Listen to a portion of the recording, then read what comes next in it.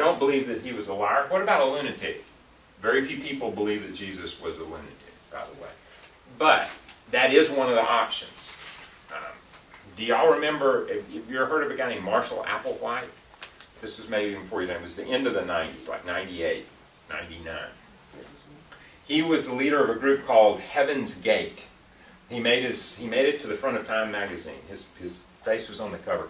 He believed that there was in the Halley's Comet, which Halley's Comet came back around, probably the only time in my lifetime that to be here, was right around that time. And he had this cult who said that Halley's Comet, there was a spaceship following Halley's Comet that would come and rescue just those who were part of this cult and take them to the heavens where they would, experience this paradise. And so he got all these people, and in preparation for that, they had to wear these little jumpsuits. This is true. I mean, it's sad. They wore these little jumpsuits, and they took poison, and they all killed themselves. All of them. It was horrible. And they were like, and they had his picture on the cover of Time, and he looked like a complete lunatic. I mean, because you could see his picture, and he's like, and you're like, why would anyone follow this clearly deranged person? Jesus Christ was very sane, obviously. Sane person in his response, in his reasoning. There is nothing that would indicate that he was a lunatic. So, matter of fact, Gary Collins, who's a psychologist, says that, if you think about people that are imbalanced, you see it in their emotions, you see it in their view of reality, you see it in so many areas, and we see none of that in Christ. So, what's the evidence that Jesus is who he claimed to be and Lord? Well, what would you expect the Son of God, or what would you expect God in the flesh to be and do? If God were to visit this planet, what are some things that you could think about that occurrence that would be like nothing else in history?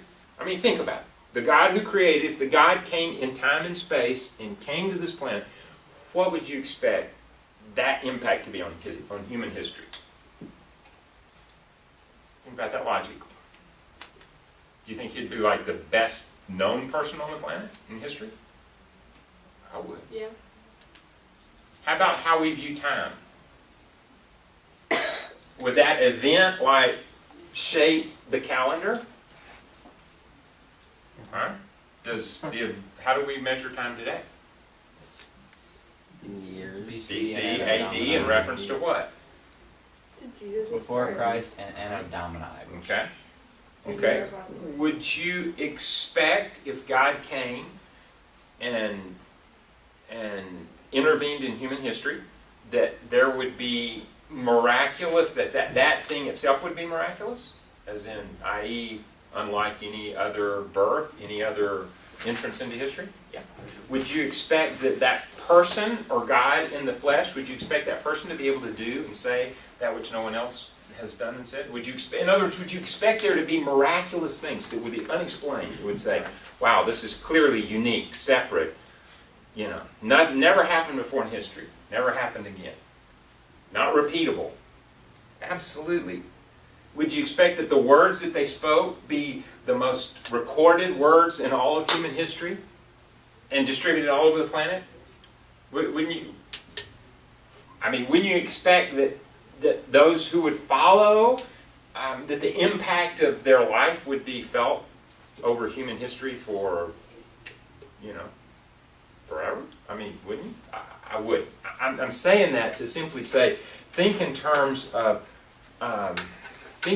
logic when it comes to believing that Jesus is kind of who he claimed to be. Now, topic 15 is Jesus both God and man? Yes, through the incarnation. We pretty much covered that. We talked about the divinity of Christ. We talked about the humanity of Christ, that he was both human and divine. Topic number 16 talks about the resurrection of Christ. I may save some of the details for that for a later time.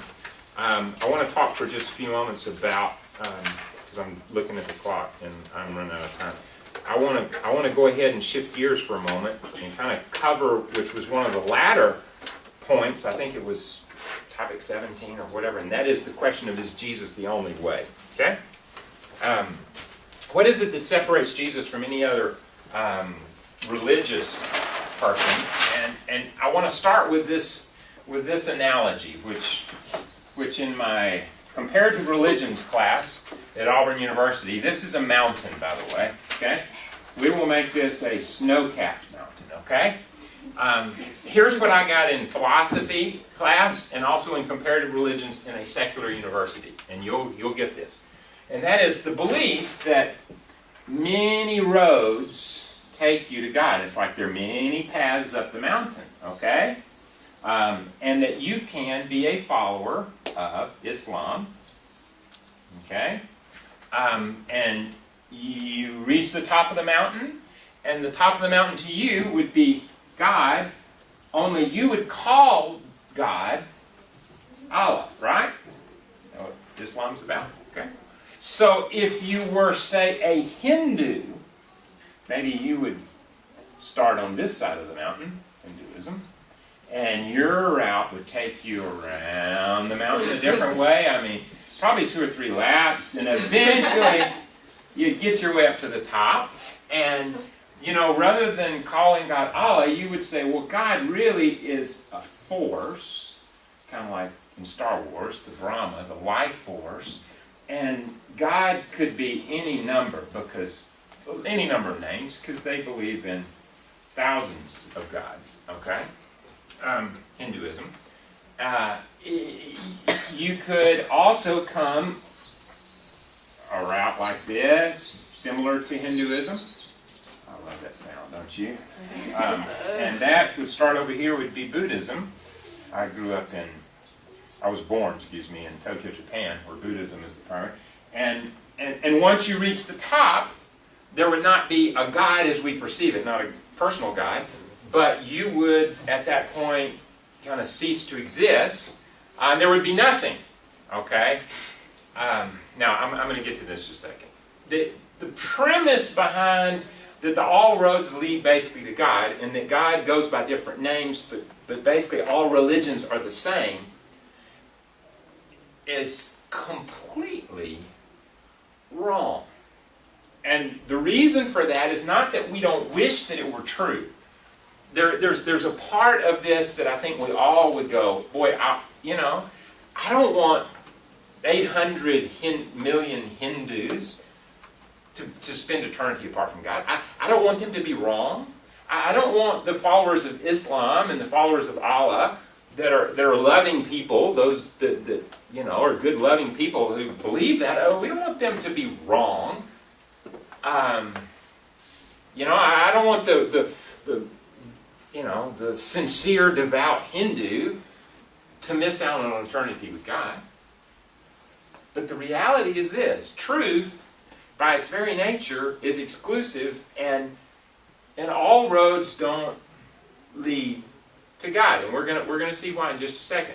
I should add one more, and this is just in our culture, although there are only 12 to 15 million people worldwide that would do that, that would adhere to that, and that would be Mormonism, because that's popular, and I consider that the bicycle path to the top.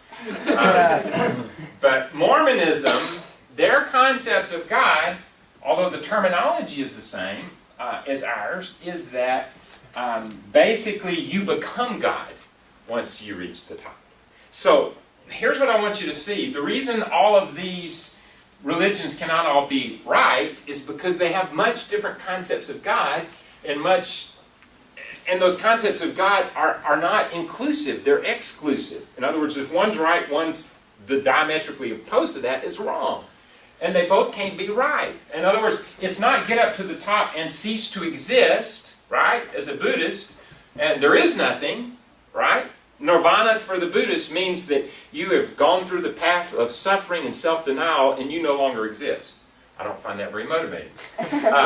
But there is no eternity. There is no eternal soul in Buddhism. Much different than the Christian concept of an eternal soul and eternal destiny, right?